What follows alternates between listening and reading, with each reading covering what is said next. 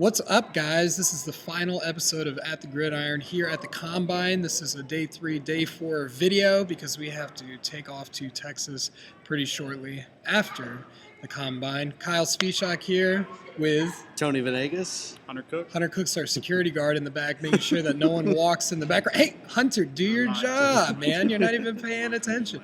So we're going to be reflecting on day 3 of the Combine as well as a final analysis of everything that we saw.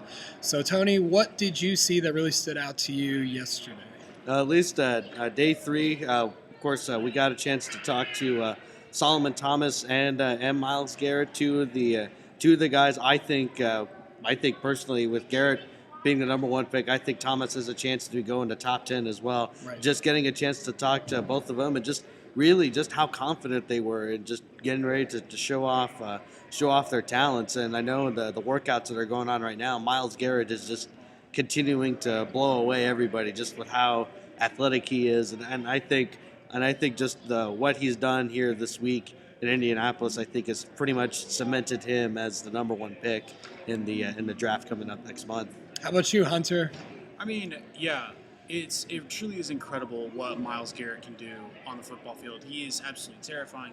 But the thing is, he is a very known commodity. I was actually much more impressed by Aviante Collins from TCU, who came in and really, really showed out just based on the facts that, I mean, we expected Myles Garrett to do this. Did we expect him to have a historic day? In some aspects, yes. Yeah.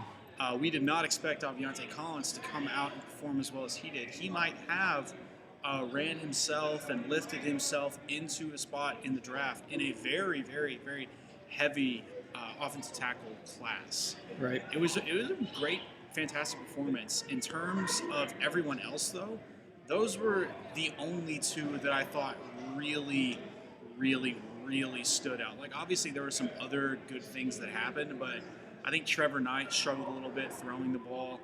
I think there are a bunch of other guys that just didn't have their best day. Right, but Trevor Knight looked good in person, so that's all that matters. Teams just want to sell jerseys. You know, he's got a good face that you could sell. But I was definitely impressed by Myles Garrett in person. He was a lot bigger than I thought he would be because I've never seen him that close before. I mean, we've seen him like on the field, but it's so far away. You know, you have no idea until you see this person in person. Plus the confidence that he kind of gave off. It was really impressive to me, and plus, obviously, like you were saying, the numbers that he was putting up at the workouts. And for me, I think that he's probably the number 1. Piggybacking off of what you were saying with the Aviante Collins thing, it seemed like when we were there, he was kind of getting a little disrespected because there was maybe 2 or 3 journalists that were interviewing him. But, I mean, he still had that confidence factor. He was answering everything very thoroughly, and you could tell. I mean, you could just kind of feel that vibe off of the people that are going to do well and who aren't going to do well. And for context to that, for those of y'all who haven't seen back here, only 2 or 3 journalists interviewing you, that definitely is like a very low number. Like, at the same time, it seems like it'd be huge, but for the top picks, for the guys who are supposed to go in the first round, there's anywhere from 20 to 50 people trying to get questions in at one time. There is no, like, it's a very, very high number. So, yeah, it kind of is incredible how overlooked he was coming into the Combine. So to conclude the show, we are going to talk about the players that impressed us the most and a little bit a ranking of the positions, if you will. So for quarterbacks, who do you all think was the best quarterback that you all saw? Tony, starting with you. Starting with me, I'll still stick with my guy who I really liked, and that is Deshaun Watson, the quarterback from Clemson. I think people did have some questions just about his decision making because we all know what kind of talent he is, but had a lot of problems with turnovers last year at Clemson. But I think really showed himself to be a really good quarterback and also even better off the field. And I think Deshaun Watson really helped himself. We'll see what happens with Mahomes. Like I know, like Hunter had mentioned earlier, like some of the quarterbacks were kind of all over the place. I mean, Watson really stood out, but we'll see. You know what Mahomes ends up doing. I still think he is a first round guy just because there are so many teams that do need a quarterback. But yeah, I would definitely say at least on that side, I think he was the guy that really stood out. All right, Hunter, talk about Mahomes. Here we go. No, I'm not going to. I have to agree with Tony. Like, yeah, Deshaun Watson had an amazing day. Another guy I really do want to highlight as well is Davis Webb. Davis Webb had a fantastic day. Davis Webb ran a faster 40-yard dash than Patrick Mahomes at the Combine. He did everything he needs to do to get drafted, and there are people that are talking about him as a top 5 quarterback in this thing. Obviously, another Texas Tech guy as well. He's been kind of overlooked, you could say, in all of this and everything that's happening. I thought he had a fantastic workout. I thought he had a fantastic combine in general. Deshaun Watson did much more for himself than anyone else did, though. Got to go there, but there does need to be a special addendum for Davis Webb. Yeah, for me, it's definitely Deshaun Watson. I mean, when he's standing next to the rest of the quarterback field, he just looks so much bigger. He performs well. Also, shout out to Patrick Mahomes. He did great on the throwing. He also seemed very calm and composed during his interview. Even though you said that he looks a little bit like a Muppet, which we were saying that his dad was probably under the podium operating him. You know, it's his second win in the professional sports world. But Patrick Mahomes will probably have a solid career as a backup for a couple of years, and then who knows, maybe he'll start, especially if it's for like the Jaguars or something. Nobody's gonna get anyway, let's talk about defense. Who are we the most impressed with on the defensive side of the field, Tony? Defensively, I know everybody talks about Myles Garrett, but I'll go with the other guy I mentioned, and that's Solomon Thomas out of Stanford. I think part of it kind of goes back to me having the chance to see him play back in the Sun Bowl when he was going up against North Carolina. And UNC's offensive line, yes, they're not the greatest offensive line this past year, but Solomon Thomas is a guy that he can completely change the course of a game. And in that second half of the Sun Bowl, you could just see he completely took over. He was a big part of why Stanford ended up winning that football game, and why Stanford really defensively, they've been so good for the last 3 years is because of him. And I think with his workouts, at 273 ran I think like a 4.7 today, and just showed what kind of an athlete he is. I mean, he may not get as much attention as Myles Garrett, but I think after what he's done this week, I think he really has a chance to really make a big name for himself in the NFL. In terms of the NFL Combine, there have only been 2 people at the top of the defensive line. The defensive line records. Like, obviously, number 1 is Jadeveon Clowney. Jadeveon Clowney blew everyone away. Jadeveon Clowney ran faster than wide receivers. He was utterly terrifying, and many were calling it like the best combine performance of all time. Second in defensive line is Myles Garrett all time. He had that kind of a weekend. Right. He is that terrifying. He is that much of a beast. There's really no question there. If he wasn't like going number 1 overall before this weekend, he is now. Yeah. Like there's no reason for him not to. He's hands down the best overall player, safest choice, best overall player in this. He goes to the Browns.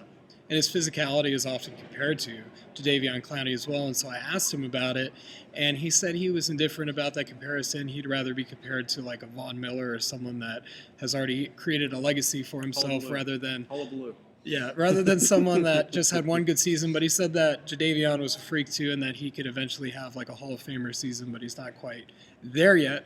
So final question I have for you all is, who were you the most disappointed by from the people that you saw and from their performances, Tony? Oh man, that's a tough one. I'll start off just a quarterback. One guy that Hunter, I think Hunter mentioned, and I think you've talked about him a couple times before. That's Trevor Knight. I think.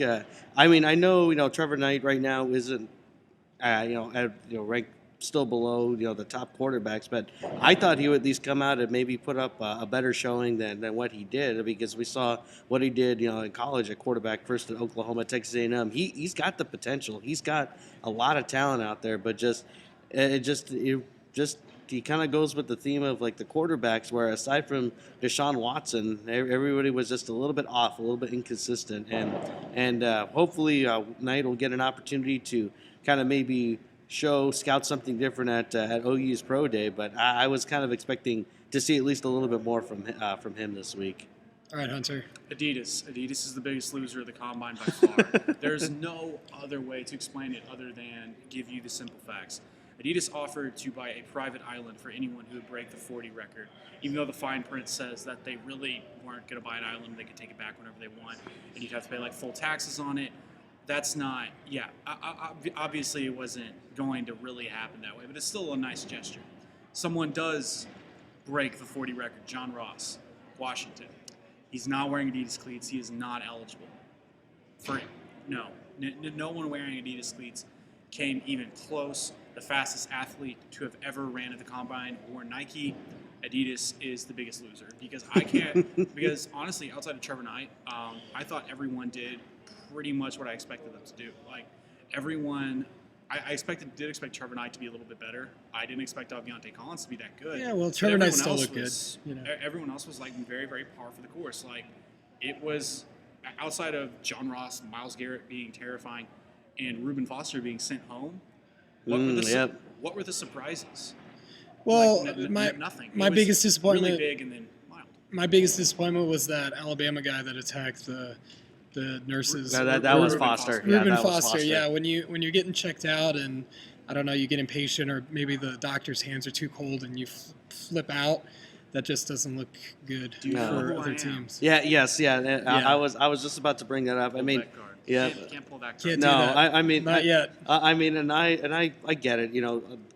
I think the one thing we've all seen this week is just how stressful the process is for each of these guys because it's just waking up early, staying up pretty much all day, have to go through medical tests, interviews, working out in front of people, just that whole deal. I was talking with Kevin Lucas out of Tulsa and interviewing him for this, and he said, "Yeah, man, we were up at like 4 a.m. for this, and we didn't get back to the hotel room until midnight. Like it is a constant prodding."